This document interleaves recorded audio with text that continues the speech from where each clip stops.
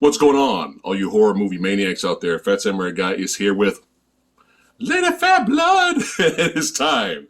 It is time to represent horror and talk about this film. Now, before we get started, this is going to be spoilers. Before we get started, though, here's the good news for you guys. All right, this movie's getting a lot of positive feedback. Everybody's loving it. Everybody's going crazy about it. I'm sure sequels are planned. Everybody's going crazy about it. Everyone loves this movie. We're probably the only ones that have issues. We're probably the only people on YouTube that have issues and concerns with the film. But the good news is for you guys that have loved it, props to you guys, being entertained. Because at the end of the day, it doesn't matter what our opinions are. It doesn't matter what Bob and Steve's opinions are. At the end of the day, the only thing that matters is that you guys were entertained. So keep being entertained, watch movies, represent the horror genre, and props to the filmmakers and props to Zach for his success. Because everybody's loving this movie. They're going crazy, right? And at the end of the day, that's the only thing that matters, right? That's the only thing that matters. But here on our channel, we have to be honest. So if you want to hear a different side of it, if you want to hear a different opinion, just out of curiosity, if you have an open mind, by all means, still hang out with us and watch this little bootleg review vlog here. And I'm just going to beat you to it and just rename myself Lady Hate Blood. So don't even bother. Okay. Army of the Dead is doing well. Yeah. It's going to continue to do well. Yeah. And it's only my opinion. That's it. So, it doesn't matter. Yeah. But we thank you guys. We thank you for watching. Don't worry about it. Now let's go back in time a little bit. Got to set the scene. So, when the original Dawn of the Dead remake, Zack Snyder's first film, when that was announced and that was coming out, me and my buddies, we were shitting all over it. We were like, fuck this, you can't remake a classic, get the fuck out of here. So we went to the movies going to hate it. We went in wanting to hate it. We went to Suncoast. Yeah, I'm just dating myself right there. Do you guys remember Suncoast in the mall? We went to Suncoast and we were talking to because we knew the people in it that worked there. And we were like, yeah, we're going over here to see this bullshit fucking Dawn of the Dead remake crap. And they were like, oh, good luck. Let us know how it is. And we went over there. So we went over there, sat down, wanting to shit all over the movie. And we were blown away. We were not expecting it to be so well done and intense and just fun and just badass. We weren't expecting that at all. So after we got out of the movie theater, we literally ran across from the movie theater to Suncoast, and we were like, you gotta go see this movie, dude. Holy shit, that was like, wow. Like we wanted to hate it, but it was actually kind of fucking kick-ass. So when it got closer to the DVD unrated version release, it actually got released down in theater, down in City Walk, and Zack Snyder was there. He had a whole panel there, and it was really awesome. He was talking about the movie and stuff like that, so I got a chance to meet the man right there. That's right. And just for fun, one of the best parts about Dawn of the Dead was the Richard Cheese cover, musician/comedian Richard Cheese cover of Disturbed's Down with the Sickness, which was in the movie, was hilarious. What was really funny was Richard Cheese was there in the theater performing before the movie started with his group. It was fucking hilarious. So anyway, I brought my friend to Best Buy to buy it on the DVD release, and he was amazed because almost everybody in there that was in line had a copy. They had a copy, and he was like, dude, is this movie this good? It was one of those. Like, wait till we get home. Got home, I showed it to him. He's like, dude, that was like one of the most intense movies I've seen in a long time. So now, there's a little backstory for you of our love. And of course, she loved the film too. Yeah, you showed it to me. And I don't remember if I had already seen the original at that point. I have no idea the order of sequence that I had seen. I may have seen the original at that point. I don't remember. Right. I hadn't been oversaturated with zombie films yet. So, that was always a good thing. Right. But, and then over time, when I remember definitely having seen both the original and the remake, it was nice to see a remake done right. Yeah. And a remake done well, where you take the concept of the original and you respectfully remake it. You don't shit all over it. You don't be disrespectful towards it. And you make it exciting. Because the original was obviously of its time. Right. But then, the remake, was very much an early 2000s film. It was very intense. It had a lot of action in it. The zombies were insane. They have been our introduction to fast zombies. Well, we did see Return of the Living Dead before that. They were running. They were talking. Oh, God. Yeah. But still. These were vicious. Yeah. These were like rabid, vicious. Running speed. Running like they own speed. Right. But anyway, this is not a Dawn of the Dead unrated movie review. But we just wanted to give you a little backstory so the of our love. expectations may have been a little too... Well, here's the thing. Well, Zack Snyder's killing it this year. We really enjoyed Justice League. Check out our review of that. We really enjoyed that. But then I did the trailer reaction for Army of the Dead, and I lost my shit. I was like, this looks like this is going to be the greatest action zombie movie ever. And it's like the visuals, the slow motion, the action, just the action scenes in the trailer. I was like, dude, this is insane. Dude with the saw blade cutting dudes, Batista being a badass, pulling a Super Mario Brothers, jumping off on top of different casino tables and shooting dudes. Like, the zombies were fighting and shit. I was like, dude, I was so excited, especially, with Zach returning back to the zombie genre. So I was like, all in. All right. So now we've just recently watched the film. And here, we're going to probably bounce all over the place here. We'll do the best that we can talking about the film. But, all right. Okay, here. All right. The beginning. Okay. So the first 5 to 8 minutes. Let me take over. Okay, sure. All right. Here's where your hate's gonna really start to get directed towards me, and I'm here to take it. I was gonna go over the positives first, but go for it. I'm gonna take it all. Okay. I'm gonna take it all because I'm gonna get it too. Because some of you all are gonna be like, well, why are you watching zombie movies if you're so sick of the zombie genre?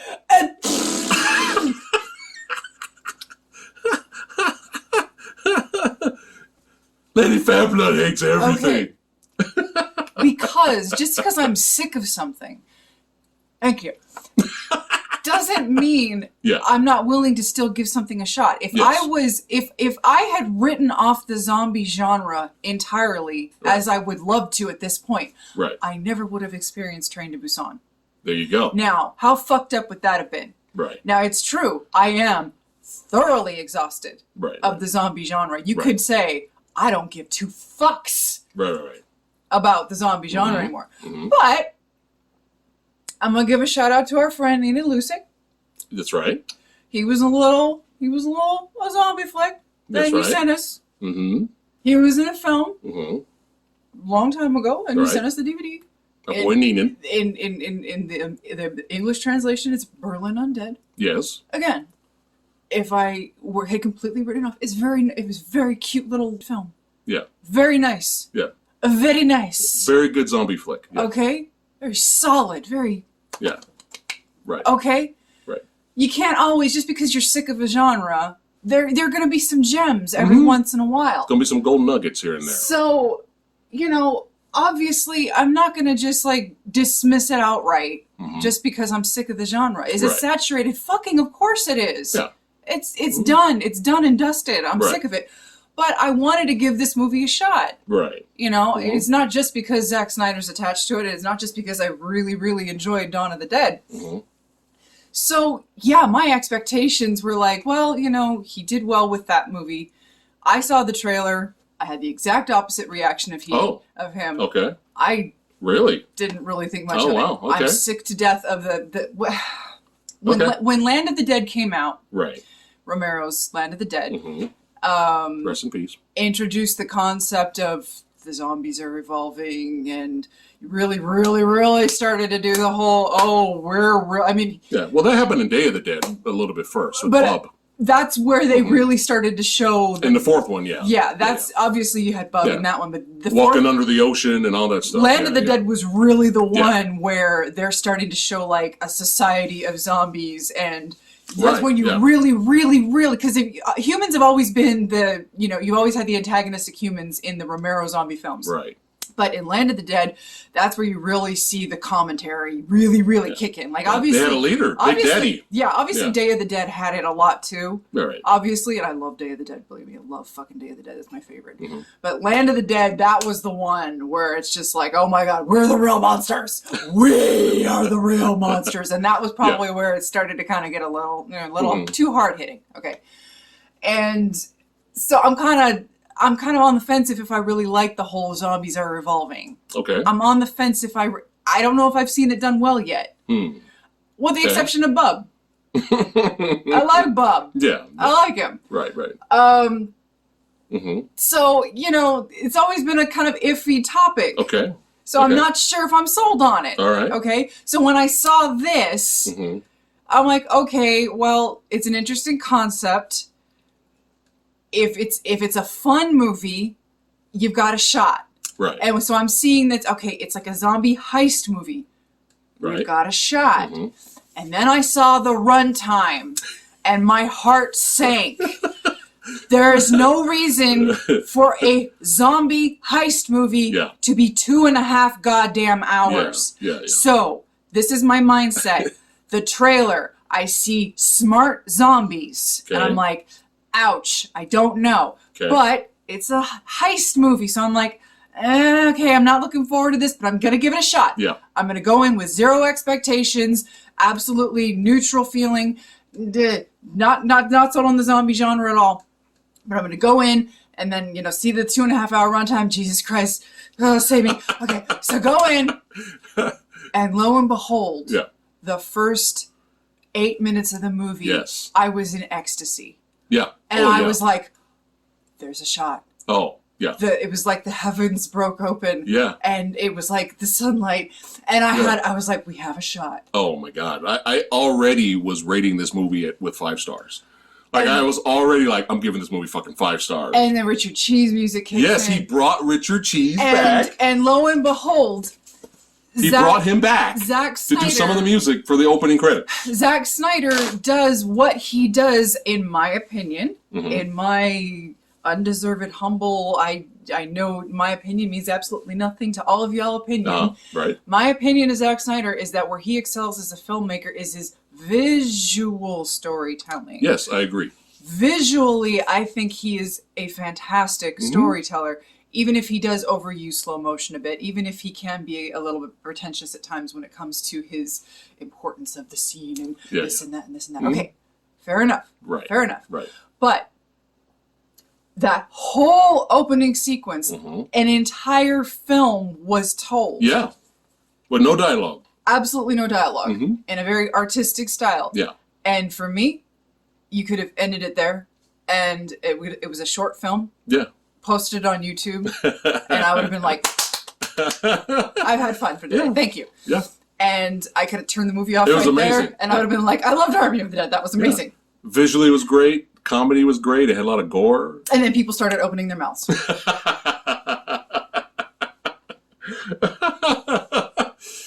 Yeah, the before all that, the blowjob caused the zombie apocalypse. People just got married and did a little blowjob action in the car, and the car crashed into this military vehicle. They were transporting something, and we're gonna call it. What should we call the main zombie dude? They'll call him Zombie King. He's Zombie King for now. So Zombie King breaks out, starts biting dudes, and then they make their way over to Vegas. And then we transcend to probably one of the greatest opening credits sequences I've seen in years. Yeah. So I was already like 5 stars. Like, this is amazing. And then the movie starts. They sealed off Las Vegas, and the zombies are stuck in there. And at the time, our boy Henry Sonata, we love seeing him. He gives a proposition to Batista, who's working at a burger joint. Hey, get your team together, go back in, get this money. You only got a couple of days or this amount of time because they're going to bootleg mini nuke. The president is going to bootleg mini nuke the city. And that's our plot synopsis. And at first, we still were fine with the film. We were perfectly fine. We get introduced to this mechanic female. She gets part of the team. She seems fun. We have our physical therapist, badass saw blade guy. We're going to call him Saw Blade. He seemed like he was cool. And my favorite character at the time was the helicopter pilot. It was great. He's like, hey, this is what you're going to get paid right up front. And she's like, you don't even need to tell me what I'm doing. You don't even need to tell me what I'm doing. You know why? Because my job sucks. I hate my life. Let me know when we're getting started. Like, I was like, I love this character already. Yeah. The self-relation was real. Yeah. But it was kind of funny though. But she was. I was like, all right, I like this character. So at first, we're still doing all right. And then, once we started adding more characters, I'm like, okay, let's see where this is going. And then we have the sequence where, they're showing the model of the building, and this is where you're going to break in. This is, we brought this guy in to crack the safe. I'm going to have my boy, Burke from Aliens. We're going to have Diet Burke from Aliens is going to join you.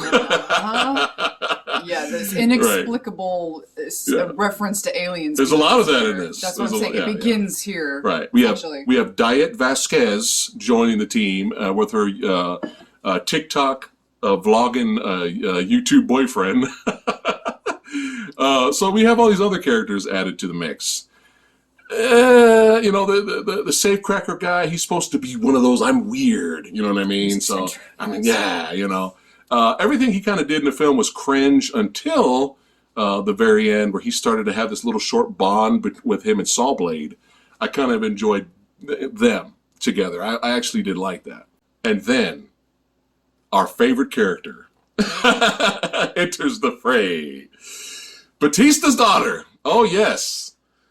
And then it's just like, it's almost like you're trying to watch something and enjoy something. And no matter what you're watching, you're trying to like it, you're trying to enjoy it. But then someone takes a little thorn, and they're like pricking you in the ribs. Like you're like, hey, like you're trying to enjoy it. You're like, fuck off. Yeah. All right, this is cool. Like, stop that. Okay, so it's all right. I like this scene of, fuck. You're playing that perfect video game, and then all of a sudden, escort mission.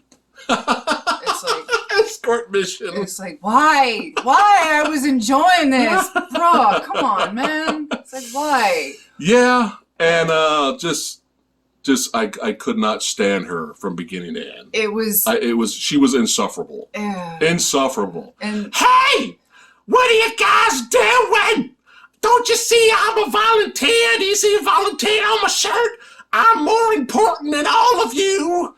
Because I help people weaker than me, so that means I have the right. I'm better than all of you. I have the right to judge every single one of you. Yeah. Those kind of characters, fuck them. I can't. And here's what I'm going to do. Yeah. I'm going to go in there anyway. Yeah. Fuck her. Let her go. And I'm probably going to get killed. So what's it going to be? Yeah. This is how it's going to go. This is how it's going to go. No. You don't tell me what to do, Dad, with all your military background and shit. Your giant muscles and your giant guns. This is how it's going to go. Either I'm going to go in or you're going to have me, or you're going to protect me or whatever. And I was just like, already. One of the most... Already. Thorn to the ribs. Already, man. Her character and her subplot results in one of the most egregious plot cul-de-sacs I've seen in forever, because essentially her subplot pertains to, she's in this characters we don't care about. She's in this quarantine camp that's stationed right outside Vegas. So essentially, I guess they send people there to see if they're gonna get sick. They set up this weird. Well, they were the survivors that got out of Vegas. They throw away this dialogue where, if you say something wrong, or if you're the wrong color, or if you're the wrong political view, they send you to this place and blah blah blah. Yeah. It's like literally a throwaway, scratch your ear and you'll miss it type of throwaway line. And it's this lady and her two kids, and it's an allegory. It's one of those, and she's like. The mother wants desperately to get out of there, but it costs money, and this sets up another character, this blonde chick called the Coyote. Yeah. And in order to get away from the camp, you have to go into Vegas. Right. You gotta get the money. You gotta go in there and try to get some money. I guess. Yeah. I guess. Anyway. Yeah. Anyway, so... But Batista's daughter's like, no, people go in there and they never come out, blah, blah, blah. And the mom's like, okay, I won't do it. And then she does it because she's a moron. And so Batista's daughter, she sees the kids and like, Mom's disappeared. And the daughter's like, goes up to Dad when she realizes that they're all going in. Yeah, he's getting the team together, getting ready to rock and roll. She's like, I'm coming with you because I gotta find the mom. And the Batista's like, no. That's what they have. They're really irritating back and forth. Yeah. And so the daughter subplot consists of going in with the team to go get the mom. Putting everybody in danger, but yeah. She eventually goes and finds the mom. The mom survives all of this. Right. Only to presumptuously die in the helicopter crash later, because we never see her survive the helicopter crash. No, she's dead. We never see her. Yeah. The helicopter pilot's dead. We dead. never see her body. Yeah. But we never see her come out alive. Right. In the aftermath. Right. So you put all of them in danger because at one point you go off on your own and Batista has to go after you. Yeah. What did Batista tell her in the beginning? Do never leave my sight. You're gonna fuck it up. You're gonna fuck things up. Yet another reason movies. I know what I'm doing! Characters like this and plots like this are the reason I fucking hate zombie movies. Is because you have all this bullshit in the mix when all I want to see are people getting their faces ripped off and their guts ripped out and eaten, which you get a little bit. You actually get some practical effects in here. Yeah, yeah. And then it stops. Yeah. It stops for an hour plus at one point, and we'll get to that. And this is where the movie was kind of losing me. We'll get to that. Yeah. So a lot of the gore is in the beginning-ish. Well, yeah, it's all in the beginning with the greatest opening credits ever. Right, and a little bit more towards the end. But even when the team starts to get plucked off, you don't really get to see much. And I'm like, what happened to the gore effects? We were doing so well. Right. And so it's all in the third act. It was really getting on my nerves once we started getting introduced to the characters, and it was like you had said earlier, the first main core of the team were Sawblade, mechanic, and pilot. And then the more characters that started to get into the fold, it was like, oh, I'm liking this less and less, bro.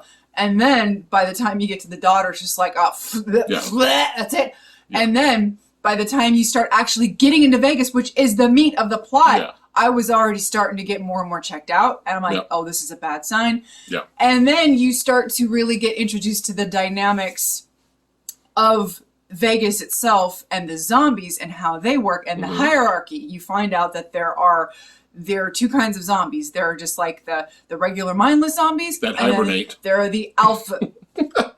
Zombies that hibernate for some reason, but yeah, go ahead. With the strike a pose. Yeah. And then they're Vogan. And then there are the alpha zombies that are the thinkers, and they're the smart ones. And you have your king and your queen zombie. Yeah, yeah. Yes. Anyway. Okay. So the coyote, she's like, there's this one character that's introduced in the detention camp, the guy from Sons of Anarchy. Yeah, yeah, the douche. We're going to call him douchebag. He's his character douchebag. Douchebag. Yeah, yeah. And they mention how he hard R's the women in the camp and he harasses the this and that. He's just overall just this awful character because, stock awful character that has to exist in every single zombie movie because that's just how it works. Yeah. Anyway, so she's like, well, we need a guide, so let's take him. And at first you're like, okay. And then you realize, oh, she's got a plan. Mm-hmm. And so she shoots him in the leg and she's like, we have to give the alphas an offering because if we just walk in there, they're going to kill us. Right. And they're like, what are you talking about? She's like, we have to give them an offering and then we'll have safe passage through the city because this is their city. You don't understand. They're not what you think they are. You have the brainless and then you've got these guys. Right. They're smart. Mm-hmm. You can't just walk into their kingdom and not give them something. Mm-hmm. So they give him douchebag and sure enough, they're allowed safe passage. Yeah. They're just allowed safe passage. This is where I'm starting to like, oh no. This is where I was kind of like, oh no. Because first of all, the first oh no was going back, rewinding a little bit when they're showing the model of the building and they're introducing the team and all that. And they're talking about their plans of what they're going to do. They show all the amazing action, slow motion, badass violence that I thought was actually a part of the movie. Oh, yeah. I actually thought that was going to be a scene in the movie that was going to be like, oh my God, this is so amazing. It's so badass. No, none of that shit's actually in the movie. It's just shown there when they're narrating the plan. Right. So none of that actually happens. So it's like you go back to Hellboy 2018. Yeah. And I did this in the theater. Samurai Guy actually did that to the screen. Right. When the most badass part of that movie where he was in hell riding on this demonic dragon and fucking shit up, and it was like epic. Oh, it was just a what if like story narration scene. Right. It wasn't even in the movie. Right. So I'm already like, So that badass scene from the trailer, that's gone now. Right. So I'm kind of like, eh. Right. Now when they get inside the compound, the whole let's offer up douchebag for safe passage and all that. This was one of my big pet peeves of the film, is because the zombies weren't threatening. The zombies then became not non-threatening for me, because King Zombie's like, hey, did they give me what I need? Did they give up the offering? Did they give up the offering? All right, let them go through. Yeah, as long as they don't walk in the middle of the street like they're king shit. I'm King Zombie shit. Okay, as long as they go through the building, that's fine. After that, I was like, there's no threat. There's no threat at all in this film. So if you eliminate the threat, you eliminate any suspense for the viewer. And I was just kind of like, well, why should I care now? They only ran into a few zombie moments here and there, and they had to take a few out here and there. A lot of them were the hibernation ones. Yeah, and the only reason we got that is because Diet Burke from Aliens, tried to get Diet Vasquez killed. And I hated that scene because it was like, Burke in Aliens tried to do, he did that off screen, he didn't open up the canisters of the face huggers while all the team were in the vicinity. Yeah.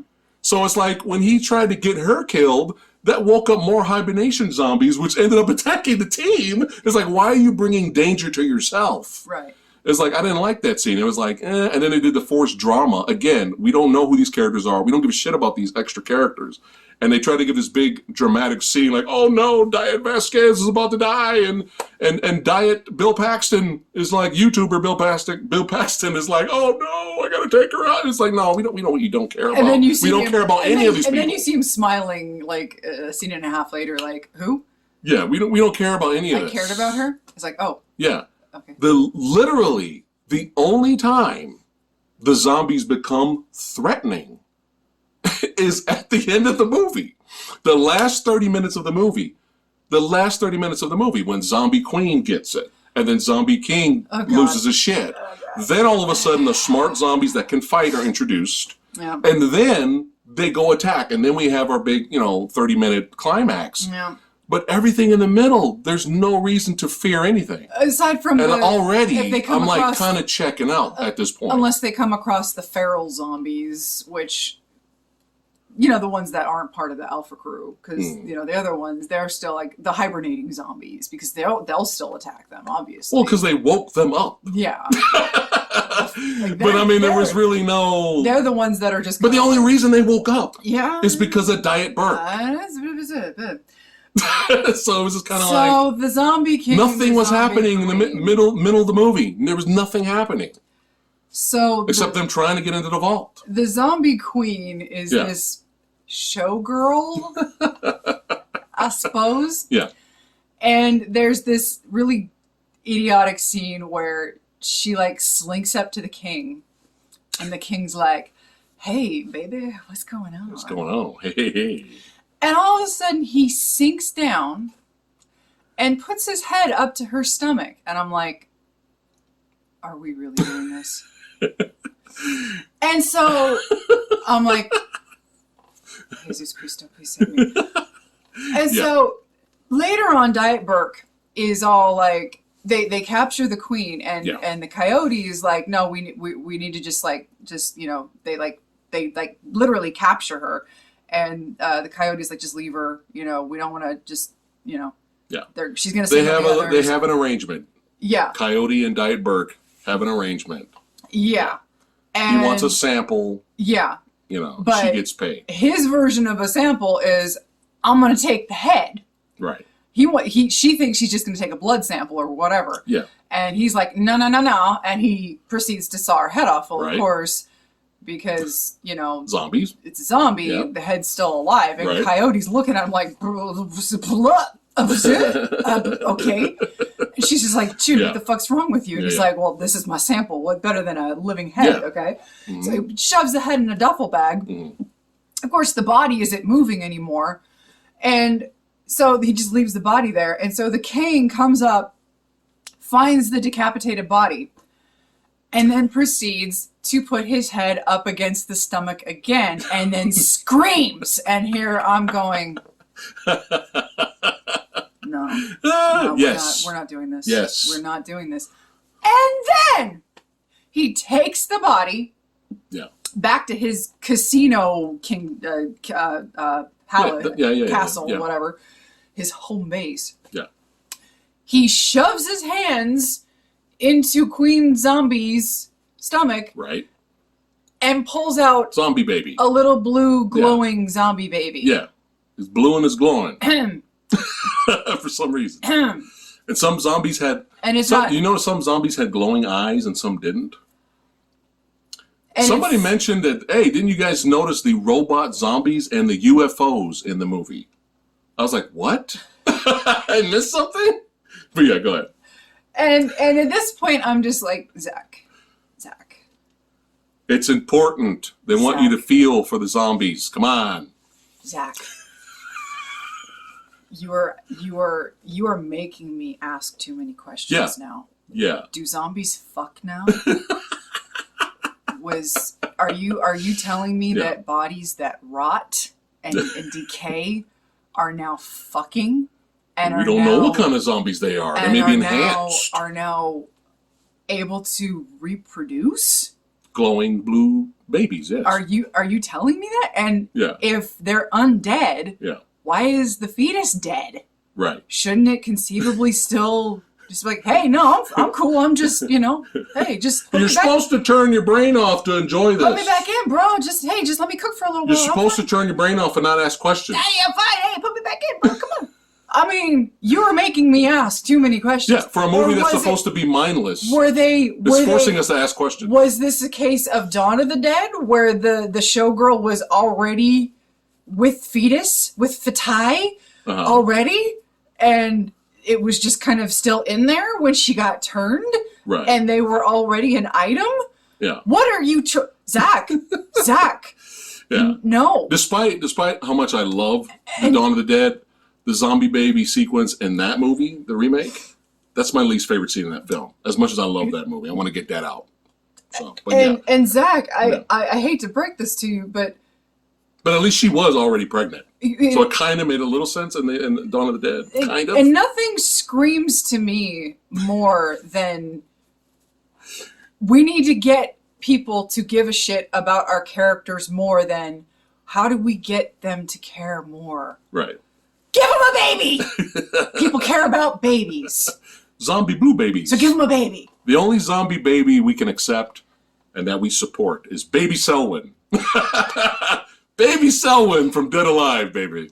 It's the only zombie baby we like. But yeah. You didn't feel the emotion when he was like... And at this point, I was so irritated because this is the same zombie king that shows up on a goddamn zombie horse. Yes. Which is probably one of the coolest images we've seen in a long fucking time. Put that on a metal CD, man. And now put it on the metal cover. You have rendered that pointless to me. I no longer give a shit about Zombie Horse. You're over here like fanboying out over Zombie Horse, and I'm just like, I'm fanboying on stuff I shouldn't fanboy about because I'm desperate to like the film. I was just like, oh my God, Zombie Horse, and then Zombie Horse disappeared, and you didn't see him anymore. Zombie Horse didn't even stomp on anyone. I was cheering for Valentine. I was like, CGI zombie tiger. Let's go. Kill these annoying human beings. I don't get it. I don't understand why we had to do any of this. It's to make you care about the zombies. You failed. And so now the truce is effectively broken. Right. And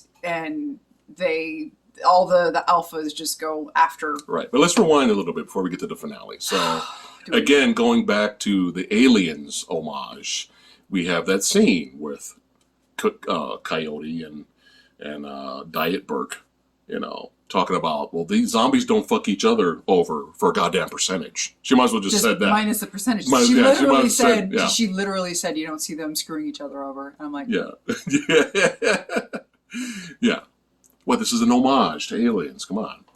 So anyway, another movie that I'm supposed to turn my brain off and accept it as mindless zombie fun, again, is forcing me to ask questions.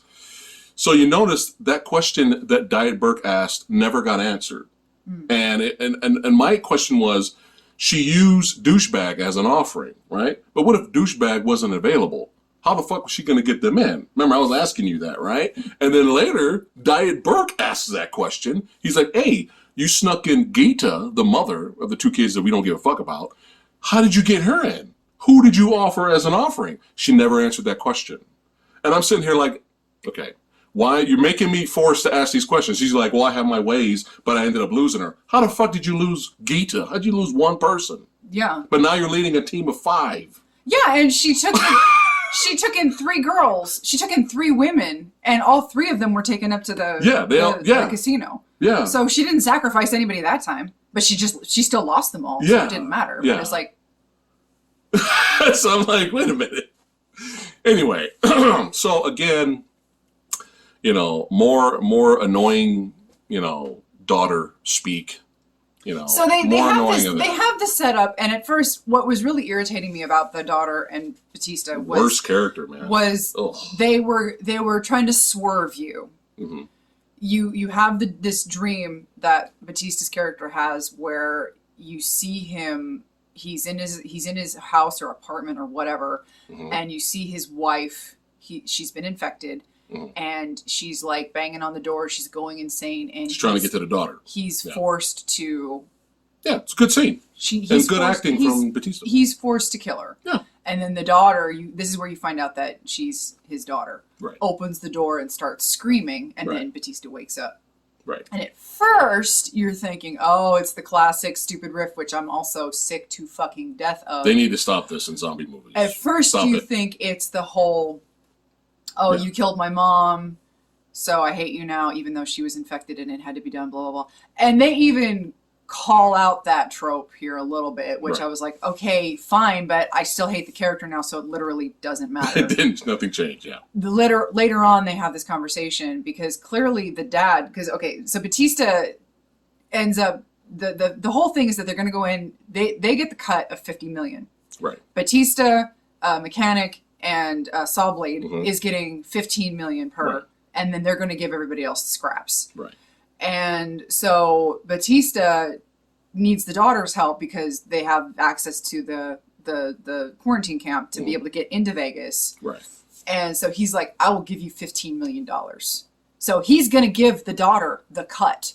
This is how badly he wants to get back into her good graces. So she could save the children and go to college. And kind of, and just to kind of help make up for whatever shortcomings, because he thinks she blames him for killing the mom. Mm-hmm. Okay. And so at one point they finally have the conversation that we're all just like, bitch, what is your fucking problem? You've been a total cunt to everybody in this whole movie. Everyone. This whole fucking movie. And it's not just the dad. Yeah, we're all under this assumption, blah, blah, blah. Okay, so let's find out what the bitch's defect is. Right. So she finally just comes out and says, what, you think it's because you killed your mom? I understand you had to do it. She wasn't my mom anymore, blah, blah. And so we're like, okay, well, bitch, then what's the fuck's your problem? What's the problem? Yeah. Let's hear it. Let's hear it. Yeah. So the problem was apparently that after the mom died, Batista kind of just fell out, and he was just disappeared. He figured she didn't want to be around him anymore, and it just hurt too much because when he saw the daughter, he saw the mom, and it was like, yeah, that's understandable, and obviously things could have been done better, but you know that life, that it happens, and so that's why he stopped coming around, and so and so he and he makes this emotional kind of outreach to her where he's like, I was thinking about you going to school and doing what you want to do, and I was thinking about doing this restaurant and blah, tofu blah, blah. cheesecake. Yeah, and it almost seems like they've kind of reached this agreement, and then she whips out the classic, I just hate you too much and I just can't turn it off, blah, blah, blah. And then he just kind of like shuts off. He's like, yeah, I understand. Yeah. And she's like, that came out more hateful than I meant it to, blah, blah, blah. And it's like, oh, well, it's kind of too late, sweetheart. Yeah. And so they never really are able to, so that's their whole rift, is that he was just not there for her after the fact. Yeah. Okay, fine, but she's been a bitch for the last hour. Since the beginning. And just because she's going after Coyote, how could you lose her? Just because she's, it's like, dude, shut the fuck up. Just because she's a humanitarian does not mean She got volunteer on her shirt. She's a volunteer. Yeah. Did you see that? Just because she's a humanitarian does not mean I'm going to instantly like her or side with her. Yeah. And you know what? I'm so sick of this whole strong woman or independent woman or that woman that's written to be, oh, she's feisty or this or that, and you write her as a bitch. I'm sick of it. Right. I'm sick of it. And I guess that's why I kind of liked some of the other women in this, I didn't like love them, but I tolerated them, is because not every single woman in this film was a bitch. Right. That was refreshing. It was like, well, that's nice. You know, they weren't the greatest written characters make of her all strong, time, but make her well written, but don't make her a bitch. That doesn't make us like the character. I'm not saying any of these women were like dynamic, but it was nice to have like not every woman was this cocky, bitchy. I was off and on with Coyote. I was like, all right, I'm kind of liking her, and then I was like, oh, she's got another agenda. And Mechanic was fine. I was fine with her. I mean. They did. Did you notice there was a little issue between her and the daughter? Yeah.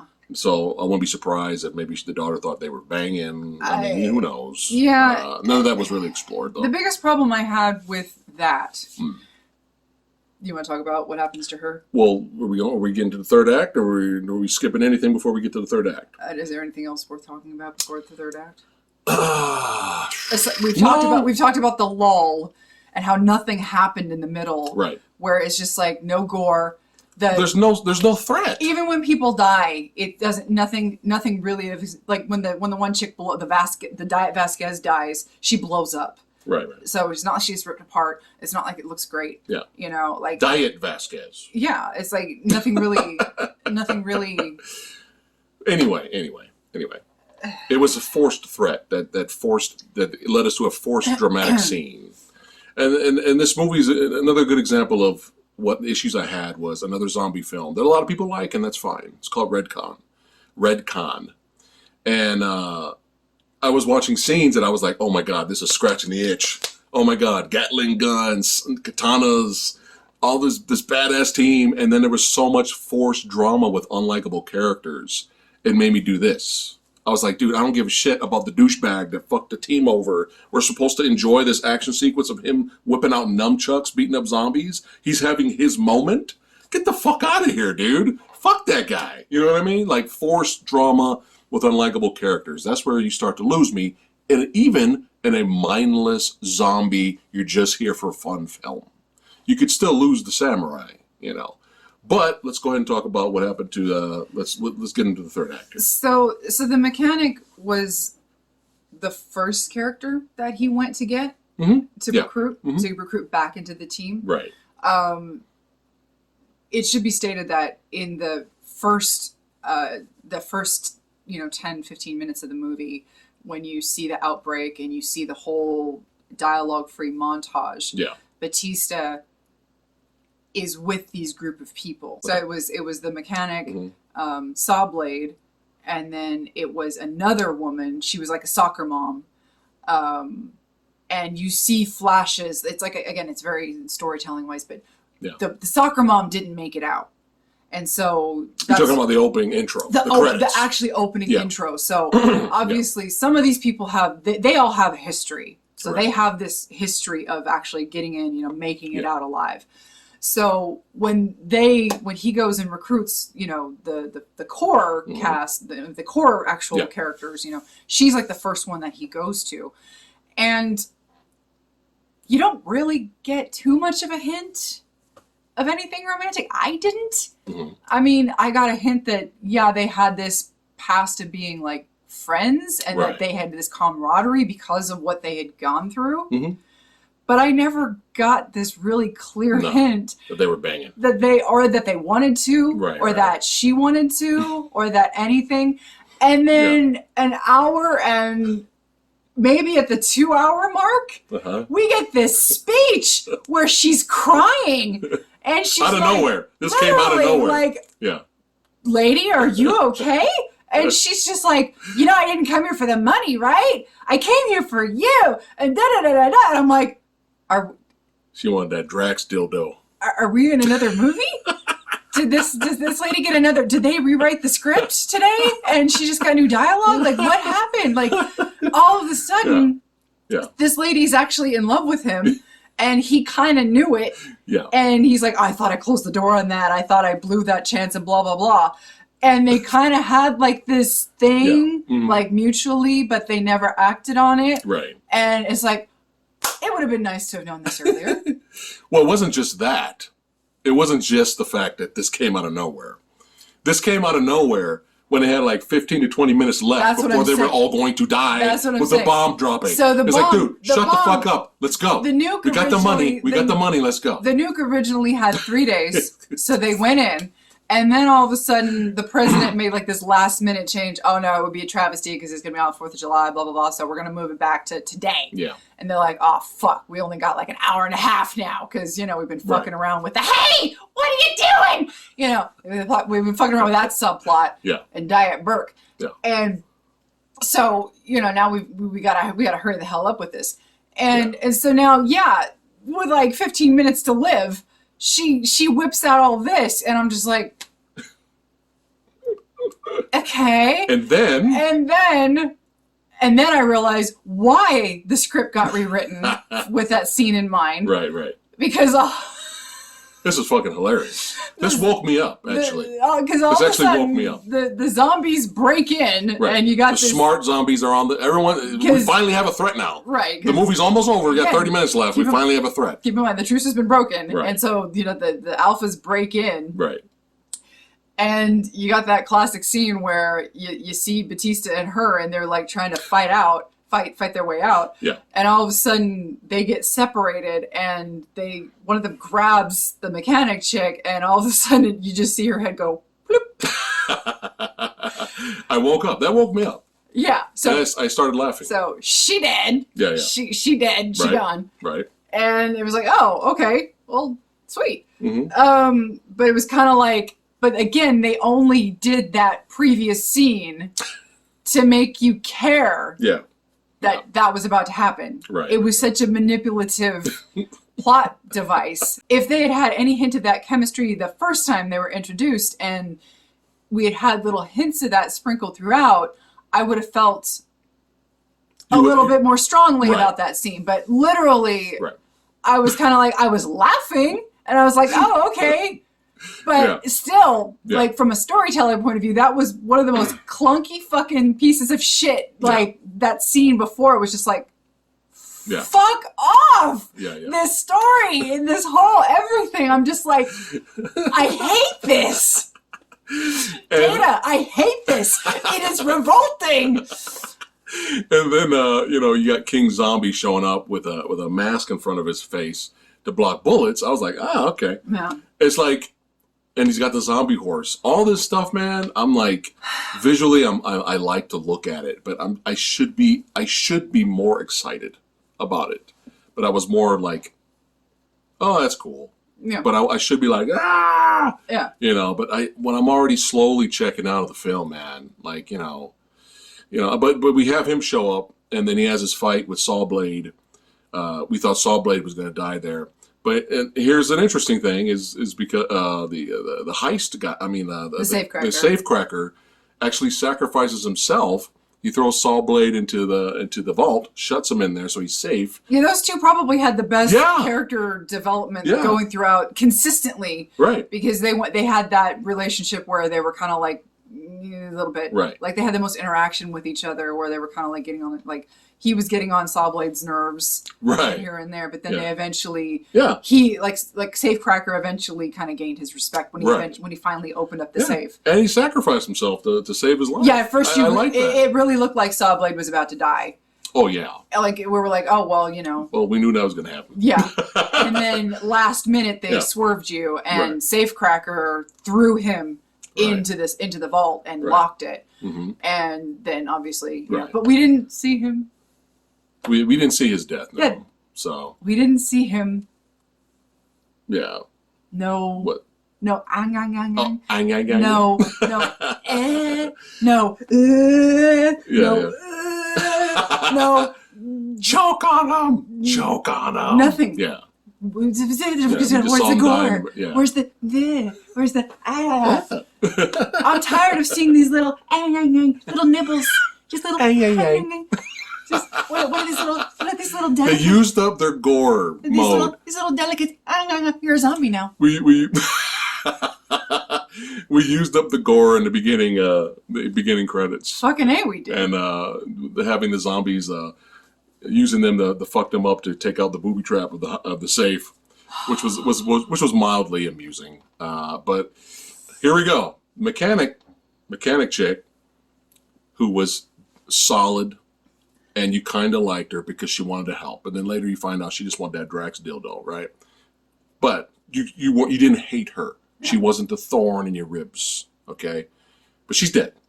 Now, he was kind of cringe throughout the movie, but I kind of ended up liking him because of his relationship with Sawblade, the safecracker, right? He's dead, okay? Are you noticing a theme here? Okay. Later, Coyote dies, and she actually redeems her character. She kind of takes the head out of Diet Burke's bag. We missed a plot point. And, so Diet Burke, he's there to make sure that everything goes down, right. You know, with the money and all that. Right. But then what you find out is that, oh, surprise, bitches, it was never about the money. I came here for Queenie's head. Right. And this is actually the prize. And fuck all y'all. Y'all are going to die anyway. Yeah. I'm actually going to bounce with the head. So I'm going to kill all of you. No, I'm going to kill the pilot and take the helicopter. Yeah, that's what I'm going to kill all of you. Right. And since the pilot's got the chopper ready, I'm going to go fly out with the head. Right. So it was never about the money. It was all a fucking lie. Right. So at one point, Coyote, they've got this little miniature money counter, and she switches out the duffel bag. She switches out in the duffel bag the head for the money counter. Mm-hmm. So he's got it's been a switcheroo. So she's now got the Queen's head. Right. So she distracts the Alpha when they're all trying to get to the helicopter. Right. Meanwhile, Diet Burke gets killed by Valentine. Which is like, wow. Yeah. He gets his head bitten. He gets revenanted. Revenanted? A little bit. Like, there's a little bit of gore there, but at that point I'm just like, whatever. I'd rather see Zombie Horse stomp the head or something, get some head explosion. But anyway, they're trying to get that helicopter, and if this was for us, I'm sure everybody else in the entire world besides us had fun, and that's all that matters. Yeah. But if we were enjoying the movie and having fun, the scene where Coyote's holding a pistol to the decapitated head of the Zombie Queen to kind of keep away Zombie King, we probably would have been laughing hysterically. We probably would have been like, okay, this is fucking hilarious. I mean, just imagine Tom Matthews in Return of the Living Dead or something, and he grabs the zombie head, he's like, back up, man, right? We'd probably be like, oh my God, this is actually happening, this is hilarious. Uh-huh. But for a movie, for a scene, despite, you say, oh, it's just mindless fun, that scene was supposed to be serious, okay? It was supposed to be a serious scene. Don't try to con me, okay? So she tries to, bait shoo away Zombie King while they're trying to get on the helicopter. She gets impaled by the Zombie King, and then she throws the Zombie Queen's head over the building. And I laughed hysterically because it's supposed to be this big, dramatic, serious scene. And she throws the head over there, and it's like,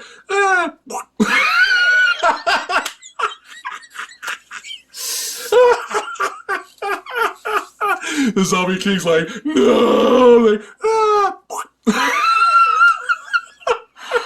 Oh, man. And I was laughing because of the sound effect, and it just was ridiculous. And I turned to her, and she was just like, and you know, Zombie King jumps on the helicopter. We have our fight scene. Oh, he bites her, and he bites who? He bites Coyote. She gets impaled. No, he bites her though. He bit her out. Oh, for I don't know why they set that up. Yeah, the city's getting ready to get nuked. That was pointless. Yeah, that was so pointless. Yeah, the city's about to get nuked. Who cares? Plot point. That was so stupid. I thought for a second he was going to make a new zombie queen. Like she was going to, but they're getting nuked in like a minute. Whatever. Yeah, another pointless cul-de-sac we went down for 2 seconds. So he jumps on the helicopter. We have a fight scene. He bites Batista. Batista kills him. Helicopter crashes. The nuke hits the city and it blows up. Blah blah blah blah blah. So again, mechanic dead. Kind of liked her. She was all right. Okay, despite the love bullshit that happened out of nowhere. Safecracker guy redeemed his character. He went from cringe to likable. He's dead. Helicopter pilot, right? We liked her. We really liked her. She's dead. Okay. Anybody else? We assumed maybe Sawblade was dead at that point. Well, no, we assumed he was going to survive. Because he was in the he was locked in the vault. He was locked in the vault. We assumed that was the whole point of him getting locked. But then he ends up dying later. You know, which we'll get to. Not necessarily. What do you mean? He might be the leader of the next. But he's zombified. He's dead. He's zombified. He's dead. He's not the same guy. It's still pointless. Right. So you notice a theme here. Yeah. A lot of the likable characters are dead. Yeah. Batista dies in his big, long, dramatic, take the money and give it to the children. Blah, blah, blah, blah, blah. Right? And then he had his daughter going off crying, trying to win the Oscar. Right? And I'm sitting there the whole time like, just fucking end this. This is too long. End this. I don't care. You wasted our fucking time killing a character we don't even care about with killing the mother. That whole subplot. What was the point of all of that when you ended up killing fucking Geeta, a character I didn't give a shit about anyway? Yeah. What was the point of all of that? Oh, but she gets to give the money to the children. Who cares, dude? End this shit, bro. Nobody gives a shit of it. Nobody cares. Okay? Everybody else in the world cares, but us. But at this point, I'm like, just end this. You wasted our fucking time. You could have completely taken the daughter out of this whole movie, and you could have still had Batista dealing with the issue and the past of killing his wife, and that would have still worked. With him dealing, that's all you needed. You didn't even need to bring in the daughter. Because you still had Diet Burke in there as your antagonist. Right. So you didn't need the cul-de-sac of the daughter with the stupid mom. Yeah. You didn't need any of that. You had your side quests. Yes, it's fine. You already had that. This was literally just a reason to tack on 30 to 40 minutes. The point I'm trying to make is any solid, decent characters that we actually ended up liking, there's very few of them. They all died in this fucking movie. And the most annoying character in the film for us ended up living. Fuck this movie, seriously. The original rating I had for it is dropping now. Oh no! Now talking about he was the one who liked it. Well, believe it or not, I'm still gonna give it a fair rating. Believe it or not. Yeah. But I'm getting angry now. I'm getting angry. So here's the thing. This is why at least I was disappointed with the film. Too many annoying characters. Too many. Characters we didn't care about. Forced drama. Get that fucking shit out of here, man. But everything that was amazing, this is my big pet peeve with the film, and this is why I'm disappointed. Everything amazing in that fucking trailer was in the beginning narrative, that didn't even have it in the fucking movie, was in the opening credits, the zombies surrounding the car, and the guy holding the guy on the turret, all that. It was in opening credits. Granted, we love the opening credits. It's one of the greatest credit scenes we've ever seen. Opening credits, narration, and the last 30 minutes of this movie was all the cool zombie shit. Now here's the thing: when they get inside the casino, huge body count, lots of blood, a lot of stuff that will scratch the itch for you. And I'm sure it has. Like I said, we were disappointed, but I was entertained by the third act's action when it finally fucking kicked in. But it wasn't enough. It wasn't enough for me to love this movie. I really wanted to love this movie. I really did. And you see me in the trailer reaction, I'm like, ooh, this is my fucking shit, man. We're getting the team together. We're going in and behind enemy lines. A zombie took over the fucking city. Oh my God. Look at this action. And what we got was action scenes in the narration, action scenes in the beginning. Bullshit throughout the whole middle. No threat. No threat at all with these zombies. There's no threat. There's no edge of your seat suspense. There's no, oh God, are they going to make it? There's none of that in the middle because they got a free fucking pass from Zombie Burger King. Okay? You took away the threat. And then finally, the last 30 minutes kicks in. It's like, oh, here's what I came to see. Here's what I wanted to see the whole fucking movie. That's when I was just like, you're losing me, movie. I was on board. I was getting ready to give this movie 5 stars. And here Richard Cheese come back, man. I was like, oh my God, this is amazing. Yeah. And you fucked it up. Well, at least for us. Obviously. You took away the threat and you bring in Blue Avatar Navi zombie baby that sparkles. Because they want us to care about the zombies for some reason, even though we're supposed to care about our protagonists. And then I was just losing patience. And yeah, the action at the end is good. You will like the action at the end. Samurai with action. You'll like it. Big body count, guns a-blazing. You will like the action at the end. But for us, it was too little too late. Too little too late, man. I'm just like, end this. This movie's, very successful, and props to everyone, props to the filmmakers. Good job. Congratulations to you guys for your success. There's probably going to be 8 sequels of this. There's probably going to be TV spinoffs. They're probably going to go crazy. All right. The character of Kate will be the new badass that will lead the new team. I'm sure, I can't wait to watch that shit.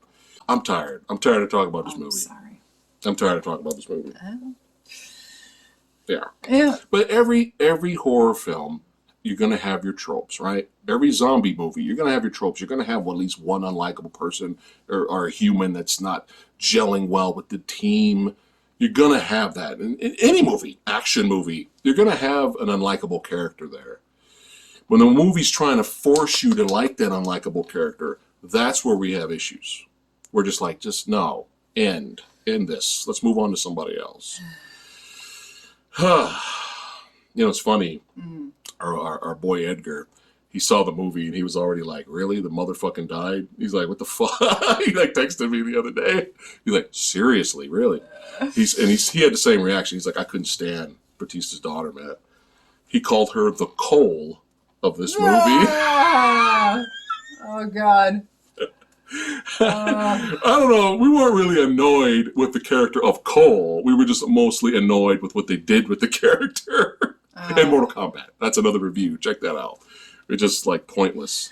Forcing us to like a character we don't like is the point I'm trying to make. You ready to rate this? Yeah. Anything else to talk about? It was beautiful looking movie, man. Cinematography's great. Soundtrack's good. The action scenes when they're there are great.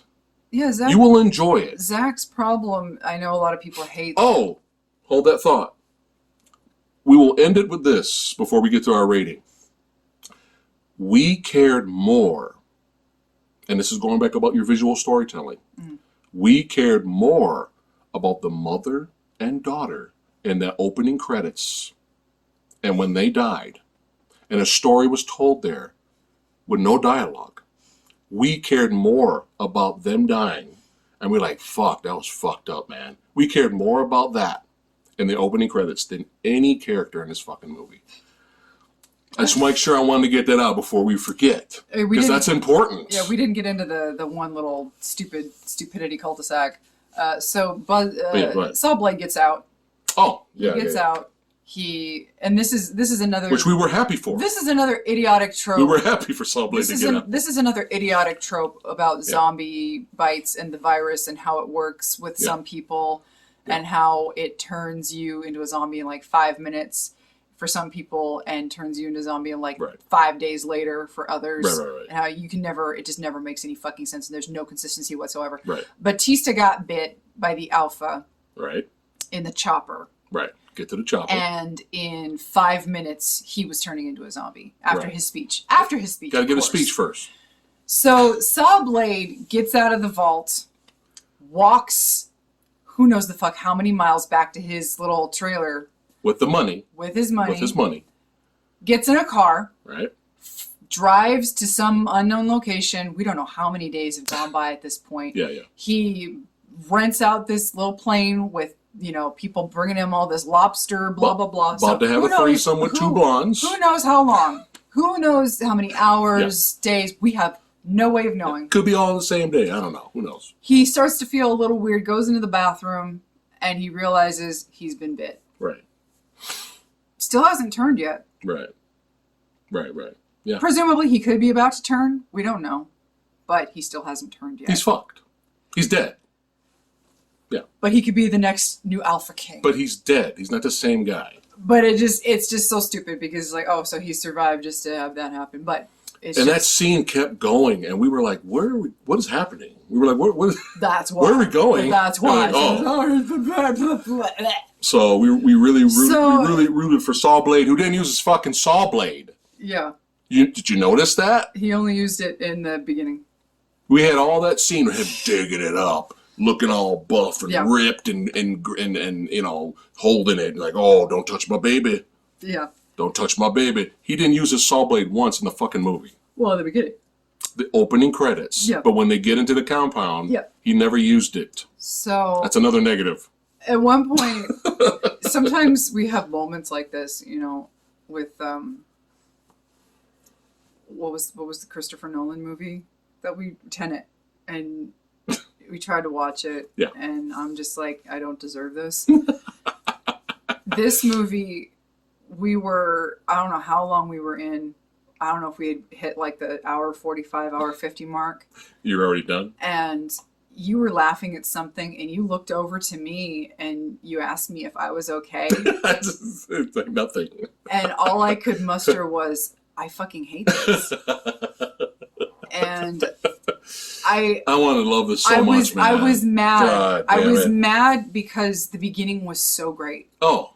And I thought 5 stars. I thought we were in for something. 5 stars. I really thought we were in for something fun. Yeah. And if this movie had stuck with that tone, yeah, and had stayed consistent and fun, yeah, and hadn't just fallen into all those stupid tropes that I fucking hate about zombie movies in general, and just hadn't bored me to tears, hadn't given me all these irritating fucking characters. Or forced us to like an annoying character. Which you failed, because I didn't like her. Right.